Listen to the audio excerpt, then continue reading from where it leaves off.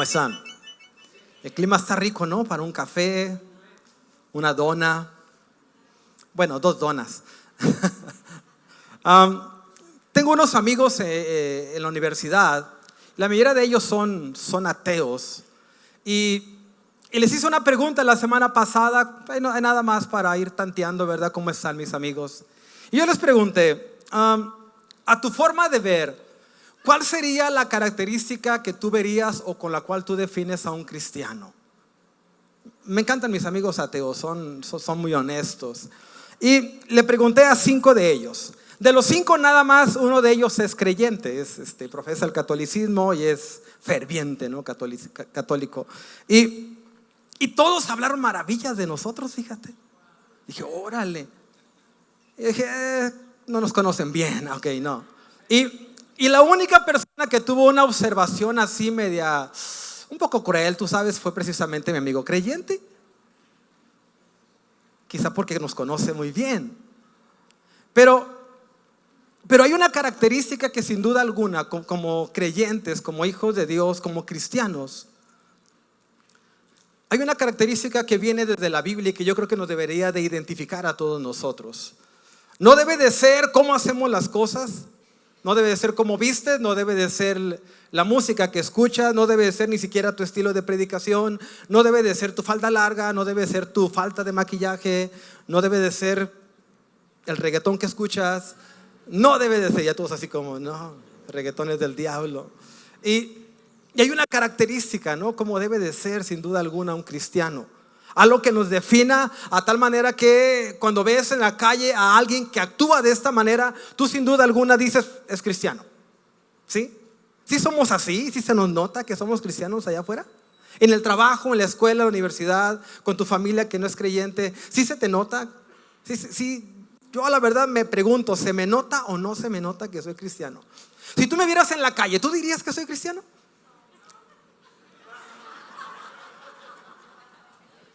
A mis alumnos yo les digo una cosa cuando me contestan así, les digo miserables. Miserables. Y hay una escena en la cual 3 tipos de personas le preguntan a Jesús. Cada uno se le acerca de acuerdo con su manera de ver la vida, de acuerdo con sus intereses, de acuerdo con lo que ellos han definido como el propósito de su vida. Se le acercan a Jesús y le hacen preguntas. Los herodianos, que siguen a un grupo político de los Herodes, de la familia de los Herodes, le hacen preguntas acerca de impuestos. Los saduceos, un grupo que no cree en la vida eterna, no cree en la resurrección de los muertos, de acuerdo con lo que enseñó Jesús, ellos van y le preguntan también otra cosa. Y luego vienen los fariseos, que son aquellos que guardan la tradición del judaísmo, guardan la pureza de las leyes religiosas, de los mandamientos de Dios, y también le hacen una pregunta. Cada uno de ellos le pregunta a Jesús de acuerdo con lo que ellos consideran es su propósito o su ley de vida. Y Jesús les contesta lo siguiente. Vamos a ver, Mateo 22. Este es un pasaje que puedes ver aquí en Mateo 22, en Marcos 12 y en Lucas. Dice, pero al oír los fariseos y escribas que Jesús había dejado callado a los saduceos, se agruparon y uno de ellos, dice, intérprete de la ley, para ponerle a prueba, le preguntó, Maestro, ¿cuál es el gran mandamiento de la ley? Y él le dijo, amarás al Señor tu Dios con todo tu corazón, con toda tu alma, con toda tu mente. Dice, es el más grande y el primer mandamiento. El segundo es semejante. Vas a amar a tu prójimo como a ti mismo. Y en esos 2 mandamientos descansa toda la ley, todos los profetas, que era la Biblia conocida en ese tiempo. Y la verdad, ¿cuántos de ustedes aman a Dios? ¿Cómo sabes? Ya, ¿verdad? ¿Cómo sabes? Realmente, ¿cómo sabes que amas a Dios? ¿Cómo los demás pueden ver que amas a Dios? Cristo dijo algo bien fácil: si me amas, obedece mis mandamientos, ¿no? Así, o sea, no puso otra cosa, ¿no? O sea, si ayunas y esto. No, si me amas, obedece mis mandamientos, dijo Jesús. Pero esa es la pregunta más difícil que yo me hago a mí mismo cada día. ¿Cómo sé que realmente amo a Jesús? ¿Cómo se me nota? ¿Cómo puedo simplemente con mi vida mostrar que amo a Dios? Y es la parte más difícil. Cada vez que sube a alguien acá a predicar, o yo voy a otro lado y escucho una enseñanza, una predicación, y me dan el consejo en forma de orden: enamórate más de Dios y todo se va a solucionar. Para mí es imposible. Honestamente, es imposible. Porque primero, no sé cómo hacerle para enamorarme más de Dios. Y no tengo la menor idea en qué momento empiezo a experimentar dentro de mí, con todas mis emociones y pensamientos, que ya amo más a Dios. Y entonces yo me acuerdo que cuando estuve cortejando a mi esposa, Alejandra, yo no iba y le ordenaba: tienes que enamorarte de mí, enamórate más de mí para que veas qué onda. No, no, la verdad no, ¿verdad que no? O tú así fuiste con la que hoy es tu esposa: tienes que enamorarte de mí, ¿verdad? Para que sepas lo bueno que soy. Sí, sí lo hiciste, porque conmigo no funcionó. Yo le hubiera dicho eso a la Ale: no, tú no tienes idea. No tienes idea, yo no estuviera vivo hoy.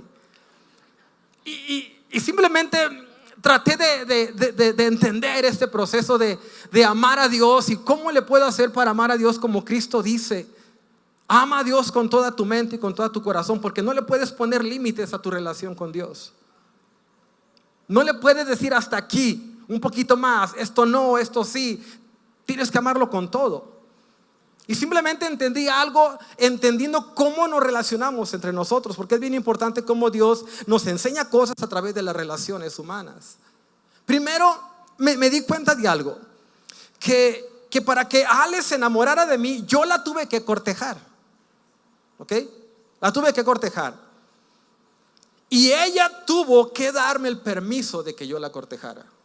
A ver si me doy a entender.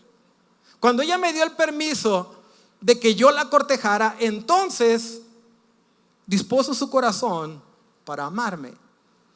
Pero este deseo de dejarte ser cortejado por Dios, la verdad, no nace natural en el hombre. Hay que ser honestos, no nace natural. Y yo entendí algo. La Biblia dice en Juan que aquel que nos da una convicción de que necesitamos salvación, ser salvos, es el Espíritu Santo. Y me di cuenta de algo: el que te corteja es Él. Por lo tanto, darte el mandamiento a ti: tienes que enamorarte más de Dios, te voy a ser honesto, no va a funcionar. Porque no te puedes obligar, no viene de dentro de ti. Tiene que ser alguien de afuera, alguien que entiende el corazón de Dios. Y solamente el Espíritu Santo puede hacer que tú te enamores de Dios. Por lo tanto, yo creo, basándome en la Biblia, que lo que debo de ordenarte es: déjate cortejar. Déjate cortejar por Dios. Ven a la iglesia, escucha su palabra, ve sus historias de amor en la Biblia, lee cantares, y vete a ti mismo ahí como aquel que está siendo enamorado por parte de Dios. Y yo creo que entonces podemos amar a Dios con toda tu mente, con todo tu corazón, con todas tus fuerzas. Cristo les contesta este pasaje y les dice: si hay una ley que es característica del cristiano, debe ser esto: que está enamorado de Dios, porque previamente el Espíritu Santo le dio la capacidad de amar al Padre. Porque de otra manera, la verdad, es imposible. No te enamoras más de Dios haciendo cosas para Dios. No te enamoras más de Dios simplemente conociendo más de Él. Tienes que dejar que trabaje adentro, que te haga soñar, ¿verdad? ¿Recuerdas aquellas novias, esposas? ¿Recuerdas tus imágenes, tus fantasías románticas? Cuando se acercaba el prieto de la esquina y te enamoraba, ¿verdad? Y te decía: ay, ¿qué onda? ¿Se hace? Son las frases románticas en la calle. Oh. Bueno, quizás en otros estratos sea diferente, pero donde yo crecí así era. Y era lo más romántico que uno podía hacer. Y si tú y yo nos dejamos cortejar, sin duda alguna lo que hagamos va a ser movido por el amor de Dios. Hay unas enseñanzas bien básicas en las cartas de Pablo. Pablo enseña que tú y yo somos salvos por gracia, por medio de la fe en lo que Cristo hizo. Nuestra relación con Dios parte de creerle a Él. Y tú y yo nos vamos enamorando de creerle a Él. Porque para enamorarte del que te corteja, tienes que creerle. ¿Verdad que sí? Si no le crees, no hay correspondencia. Y luego Santiago escribe una carta en la cual dice que esa fe, ese amor de creerle a Dios debe verse reflejado en tu relación con tus semejantes, amándolos a ellos. Porque no puedes decir que amas a Dios si no amas a tu hermano, al que está a tu lado. Si no amas a tu tío, a tu primo, a tu sobrino, al chofer del camión que te chocó. Si no amas al que te engañó. Si no amas al que te robó. Porque decimos amamos a Dios, pero hay vecinos que no se dejan amar. Entonces no es tu culpa, hermano, yo te entiendo. Yo tengo un vecino que seguido quema las hierbas afuera de mi casa y lo bueno es que sale mi esposa a verse con él. Yo no me entro. Mi esposa es más brava que yo. Y debemos entender algo. Que la fuente de todo tipo de amor que hay entre los seres humanos proviene de Dios. A veces empezamos mal nuestras relaciones con la gente. Queremos demostrarles amor de la manera incorrecta, ¿no? Muchas veces he escuchado historias en las cuales en el momento en que tú y yo somos salvos, lo primero que hacemos es ir a la casa de la abuela intentando quemar sus imágenes, ¿verdad? Y estatuillas religiosas. ¿Cuántos lo han hecho? No mientan, yo sé que sí. Ay, ya están mínimo 2 o 3, ¿verdad? Y les echamos la Biblia en cara y toda esta onda y pensamos que eso es amar, porque por alguna razón creemos que amar a tu hermano es corregirle la vida, ¿no? Déjame te enseño cómo lo hago yo. Y hay 3 tipos de amor básicos que vemos en las relaciones humanas. El amor eros, que ese es el amor apasionado entre parejas. El amor fraternal entre amigos, entre hermanos, conocidos. Y luego está el amor ágape, ese amor que se sacrifica incondicionalmente. Es el amor que nos dio Jesucristo. Y ese es el amor del cual nos habla Dios cuando dice ama a Dios sobre todas las cosas, con todas tus fuerzas. Es ese tipo de amor sacrificial, ¿sabes? Porque si tú y yo amamos de esta manera a nuestros semejantes, automáticamente los demás tipos de amor están cubiertos. Y a veces empezamos mal. Siendo un poco francos acá, cuando nos casamos o cuando empiezas a tener una relación con una pareja con la cual ya vives como si estuvieras casado, por alguna razón fundamentamos todo en el amor tipo eros, ¿no? Y nos olvidamos del otro. Todo cuando somos novios es fantástico, ¿verdad? El amor fraternal, el amor ágape, me sacrifico por ti, el compromiso incondicional, aunque nunca te cases conmigo, te voy a amar siempre. No sé quién dijo esa mentira, ¿no es cierto? Y nos casamos y se vuelve, es al revés. Y entonces yo creo que es donde todo empieza a fallar, porque ya no es el amor de Dios el que determina cómo va mi matrimonio, sino cómo va en la cama. Ouch. Y todo empieza mal ahí. Por eso Cristo dijo esto. Checa este verso. No dio ningún otro mandamiento. Ningún otro mandamiento dio, solamente este. Ama a Dios sobre todas las cosas en primer lugar, y de ahí se deriva el otro. Porque no puedes amar a tu hermano como a ti mismo si no amas a Dios primero. Porque a partir del amor hacia Dios fluye el amor puro hacia tu hermano. Ese amor que sacrifica intereses, que deja de ser egoísta pensando en las necesidades de su semejante. Y todo parte de ahí, de este tipo de amor que Dios nos pide. Por eso Él nos pide, ama a Dios sobre todas las cosas, porque toda la voluntad de Dios descansa ahí. Queremos hacer la voluntad de Dios, pero no podemos, y hay que ser honestos también, no podemos. Yo no puedo ser siempre el buen pastor. Me equivoco. Hace rato dijo Pastor Germán algo interesante, ¿verdad? Dice que cuando que en mí encuentran consejo, que lloran conmigo, pues yo lloro con ellos. La verdad es que yo no sé nada, pues, ¿verdad? Cuando vienen y me lloran y pues que Dios te bendiga, o sea, porque yo no soy la gran cosa, yo no sé todo de la vida. Soy como tú también. También necesito de ese amor del Padre reflejado en mi vida. Lo único que hago es escucharte y en tu mente se crea algo. Wow, cuánta sabiduría en el pastor Obed. No, nada más te escuché, no dije nada. Pero la pregunta, en Lucas 10 vemos el mismo pasaje en forma paralela, porque es la misma historia, el mismo momento. Y se repite la pregunta, ¿qué está escrito en la ley? Dice, ¿cómo lo interpretas tú? Porque de acuerdo con la historia, cada grupo religioso, cada grupo político leía la Biblia de aquel entonces y cada uno de ellos le daba la aplicación que quería o le convenía a las leyes. Y por eso Cristo le dice, ¿cómo lo interpretas tú? No se quiere meter en lío, ¿verdad, Jesús? Como respuesta, el hombre citó: ama al Señor tu Dios con todo tu corazón, con todo tu ser, con todas tus fuerzas, con toda tu mente. Ama a tu prójimo como a ti mismo. Bien contestado, Jesús. Haz eso y vivirás. Suficiente. Pero esta pregunta es la que se me hace interesante. Él quería justificarse, dice, a sí mismo. Es un fariseo este hombre. Y le pregunta a Jesús: ¿quién es mi prójimo? Y aquí es donde se pone interesante. Porque los fariseos llevaban una vida de exclusión. Para ellos todos eran pecadores. Todos aquellos que no conocían la Biblia porque no sabían leer son pecadores. Trabajas en el campo, eres un pecador. Eres una prostituta, eres un pecador. Te emborrachaste, eres un pecador. No sabes leer, eres un pecador. Todos eran pecadores para ellos. Por lo tanto, no se juntaban con la gente. Según algunos libros de historia y de tradiciones judías, los fariseos, cuando iban a la casa a visitar a alguien llevaban sus propios trastes. ¿Cómo te pondrías tú si yo llego con mis propios trastes cuando me invitas a tomar un café? Qué interesante. ¿Qué me dirías, Denis? Sácate, ¿verdad? Sangrón. De por sí ya soy sangrón.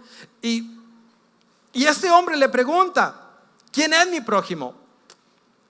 Y la pregunta que yo tengo hoy para ti es: ¿qué excusa tenemos o qué excusa tienes para excluir a los demás? ¿Cuál sería mi excusa? ¿Cuál sería tu excusa como cristiano? ¿Cuántos de aquí es la primera vez que nos visitan? ¿Uno? ¿Ya eres creyente? Dos, perfecto. 2, 3, ay, son muchos, ¿verdad? Tengo que cuidar lo que hablo entonces. Entonces, checa esto. De entrada, esta pregunta la hice adrede porque ya empezamos aquí a excluir. ¿Cuántos tienen la primera vez? Y levanta la mano. ¿Eres creyente? ¿Sí me doy a entender? Y empezamos a separar. Y eso es por lo bajito, no parece la gran cosa. Pero a veces como cristianos vamos más allá aún. Empezamos a definir estándares y límites sobre cuáles son aquellas personas con las cuales te puedes tomar un café y con las cuales no te deben ver. Te lo tomas, pero que no te vean. ¿Ah? Sí. Hay algo que me asombra en las iglesias. Así, sacando esto: el clasismo. Clasismo en la iglesia. No entiendo, no checa. No checa con lo que decimos que somos y cómo nos portamos. Es que no vives en mi colonia. No vas a la escuela que van mis hijos. No eres moreno. Que si digo lo otro. ¿Sí me estás dando a entender? No eres alguien que estudió como yo. No tienes carrera tú. Eres naco. Hermano allá dijo: yo, levantó la mano. ¿Verdad que sí? Los herodianos excluían, los saduceos excluían, los fariseos excluían. Y Cristo entiende la pregunta de este fariseo, porque el fariseo está buscando que Cristo le dé una excusa para seguir siendo sangrón. Y a veces los cristianos somos así. No, es que él toma mucho. Es que ella trabaja por allá en un antro toda la noche. Trabaja aquí por el Libramiento. No la puedo saludar. No le puedo dar para un agua. ¿Sí me están a entender?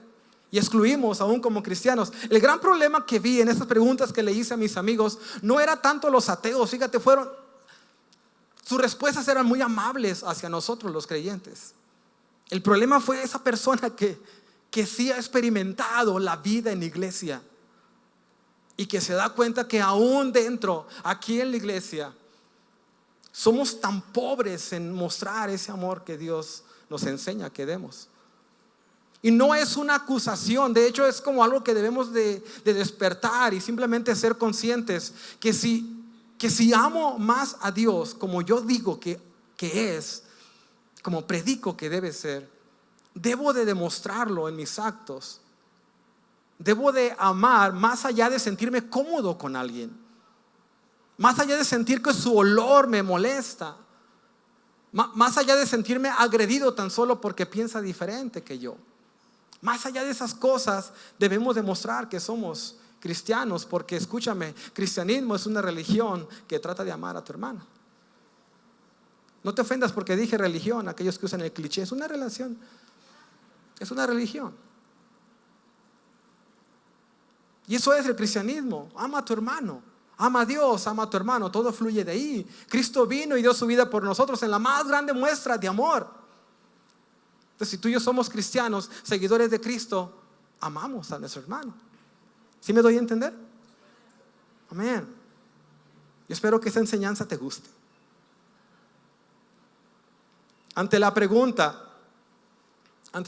que le hace el fariseo a Jesús, Jesús le cuenta una historia. Y me encanta Jesús cuando cuenta historias, porque, ¿cómo te diré? Es como a ver si agarras la onda, ¿no? Te voy a contar una historia, a ver si agarras la onda, porque si te la viento directa te puedes ofender. Entonces a mí también me gusta contar historias. Ya te va, Lucas 10:30. Jesús respondió al fariseo: bajaba un hombre de Jerusalén a Jericó, y ese tramo de Jerusalén a Jericó, de las montañas a Jericó es una ciudad donde habitaban miles de sacerdotes y levitas. Por lo tanto, era un pueblo que se conocía como el pueblo de los religiosos de esa época. Dice: y cayó en manos de unos ladrones. Le quitan la ropa, lo golpean y se van, dejándolo medio muerto. Resulta que viajaba por el mismo camino un sacerdote, el pastor Obed va ahí, quien al verlo se desvió y siguió de largo. No es igual que yo. Seguramente se lo mereció. Él se lo buscó, ¿verdad?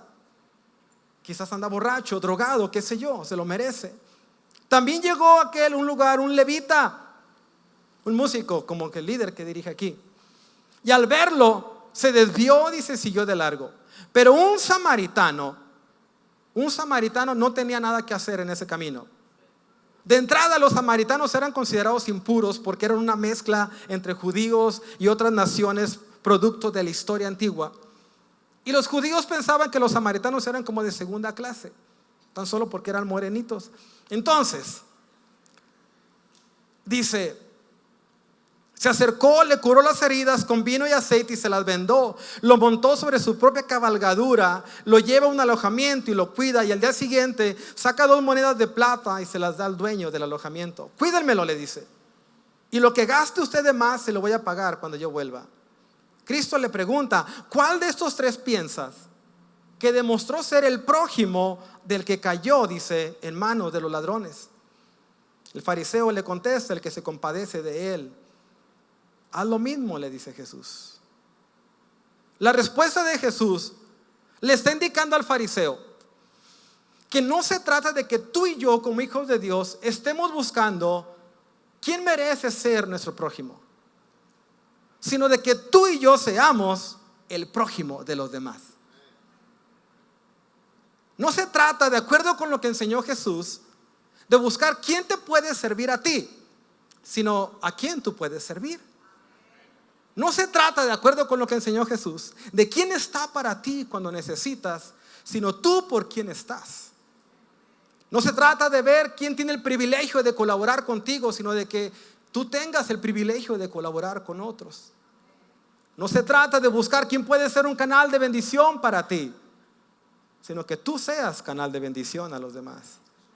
Iglesia, cristianismo es esa religión que te enseña a ser, por medio de Cristo, el canal del amor de Dios a los demás. Yo sé que ya lo sabías. No se trata de estirar la mano para recibir. Se trata de simplemente decirle: ok, Señor, yo quiero que se vea que te amo. Entonces, dame el honor de bendecir a otros. Dame el honor de servir a otros. Dame el honor de darle a otros. Dame el honor de permitirles que aprendan otros. Déjame lavarle los pies a otros. Déjame predicar a otros. Esa es la enseñanza de Jesús. Eso es cristianismo, iglesia. Amar a tu hermano, no amarte a ti mismo. Amar a tu hermano de acuerdo como Dios nos amó a nosotros. A veces se nos olvida por la vida, el trabajo.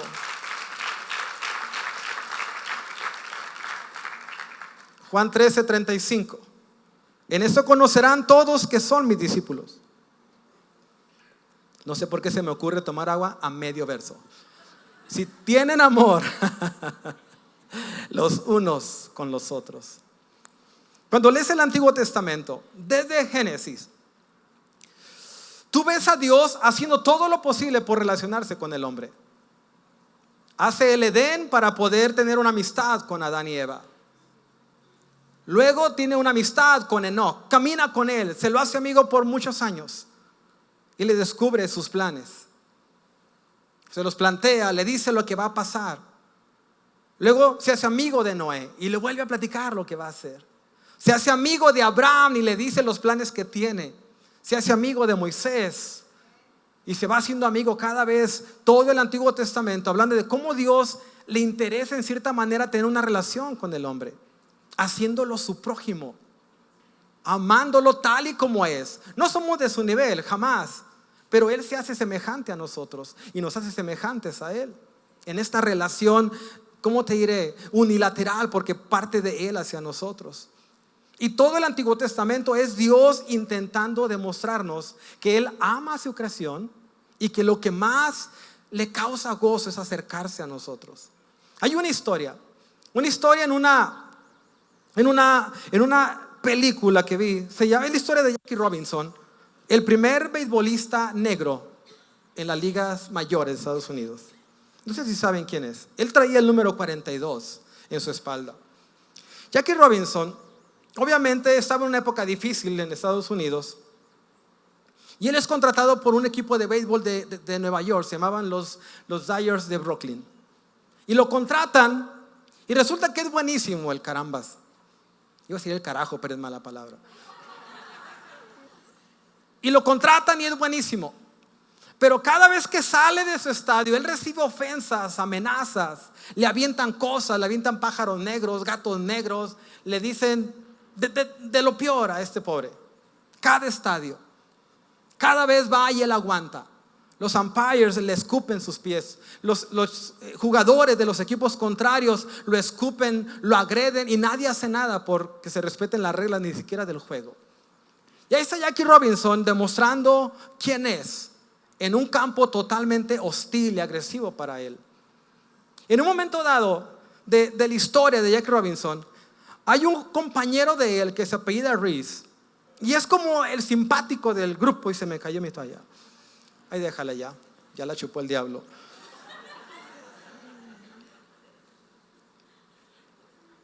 Y este amigo, al ver que todos cada vez que identifican el número 42 de Jackie Robinson, lo ofendan y le gritan improperios, groserías y en fin, le inventan de cosas, ¿no? A pobre Jackie. Él es un moreno altote, casi como yo, como de 3 metros. Y llega Reese, que mide como 1.60. Quiero alguien alto y guapo que venga, por favor. Juanpi, ven Juanpi. No, acá, se trata de que te veas que estás grandote. Y llega Reese y se le queda mirando a todos aquellos que están gritándole groserías a Jackie Robinson. Y él se acerca, él es totalmente güero, de ojos azules, y abraza, ¿verdad?, a Robinson y le dice: ¿sabes qué es lo que vamos a hacer la próxima vez? Todos nos vamos a poner el número 42 para que el estadio no sepan a quién lanzarle ofensas. ¿No lo agarraste, verdad? Es obvio que se van a dar cuenta quién es Robinson, pero es la actitud. Todos nos vamos a poner el mismo número que tú. Gracias, Juan. Y me recuerda lo que hace Jesús con la humanidad. Jesús baja a la tierra y se pone tu color de piel, se pone tu número que traes, se viste tu uniforme, porque eso es cristianismo. Cristianismo es Cristo bajando a la tierra, vistiéndose de ti para que tú te vistas como Él. Eso es amor, si no sabías, porque el amor se arriesga. ¿Te acuerdas? Volviendo a tus romances, la persona con la que estás casada era un riesgo.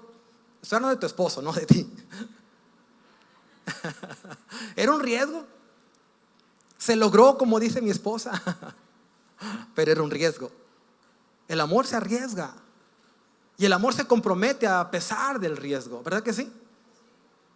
Porque es lo que hizo Jesús. Jesús sabía. Tú no sabes cómo te va a salir el marido, pero Jesús sabía cómo íbamos a salir. Y aún así decidió tomar el riesgo. de manera que todas las ofensas cayeran sobre de él. Eso es cristianismo. La Biblia dice que tú y yo nos vistamos de él, nos cubramos de él, porque es la razón por la cual vino Jesús. Si tú y yo asumimos el riesgo de amar a nuestro hermano, gritaremos sin duda alguna más fuerte que cristianismo. Entonces no es una religión como se cree que es. Entonces sí podemos presumir, es una relación con Jesús, porque todo parte de ahí. Todo parte si realmente amamos a Dios, y se ve en mi relación con los demás. En lo secreto, déjame decirte algo, en lo secreto nadie se da cuenta que eres cristiano. Es en público donde gritamos y hablamos de nuestra religión como una relación con Dios. Debemos entender que el cristianismo habla de Cristo haciéndose mi prójimo, amándome como su prójimo, de acuerdo con lo que dice Hebreos, para que tú y yo podamos ser ese prójimo para los demás. De otra manera no se puede. ¿Y sabes cuál debe ser el privilegio de la iglesia? No presumir siquiera cómo vivimos, ni qué tan santos somos, sino de que Jesús es nuestro prójimo. Y como iglesia es el privilegio que tenemos. No predicar cosas, estilos, tendencias, sino predicar a Jesús. Porque después de todo, no me canso de entender esta verdad. Cristo sigue siendo la respuesta. Tan fácil, tan simple el evangelio de Jesús. Amén. Yo quiero que salga el niño de la alabanza y quiero que te pongas de pie.